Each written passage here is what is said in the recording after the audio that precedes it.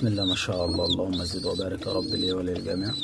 يا جماعة ما شاء الله الكحلة من أهم الطيور عندي في الغية ما شاء الله. أسست عليها غيتي، طيرة محترمة ما شاء الله. دي بنت الشمسية الكبيرة، الشمسية الكبيرة دي فرخ حبيب عبد الخول، يا ربنا يبارك لك يا عبود. وده ما شاء الله الذكر اللي معاها ده ابن المدبس في اسود ما شاء الله، برضو ده حفيد للشمسية، يعني الاتنين شايلين نفس نفس الريشة الشمسي. طيب في هنا سؤال، يعني هل انا وقفت القص ده مع بعضه يعني كده وخلاص، ولا انا مستني منه حاجه؟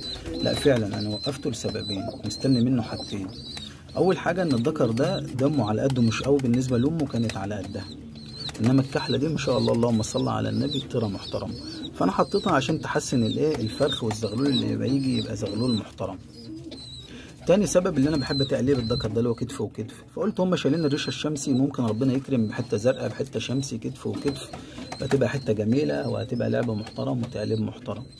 هم بقى لهم حوالي 4 5 عشوش مع بعض، والحمد والشكر لله عز وجل، ربنا كرم العش ده بحته شمسي زي ما بحكي ما شاء الله، حته بكتف وكتف، حته جميله، حتى الوش الابيض بالرقبه حتى ما شاء الله. الحمد والشكر لله، الرزق في الاول والاخر يا جماعه بتاع ربنا عز وجل، ربنا يبارك لي وللجميع. فاللهم صل على النبي. احنا بنجتهد، ايوه بنجتهد، والرزق بتاع ربنا زي ما انا قلت. طيب الرزق ده بيجي كده وخلاص؟ لا والله في اسباب طبعا للرزق، من ضمن الاسباب دي الحلال، انك تتعامل مع الناس بالحلال، تبيع وتشتري بالحلال، ده ربنا هيكرمك ورزقك هيزيد بإذن الله.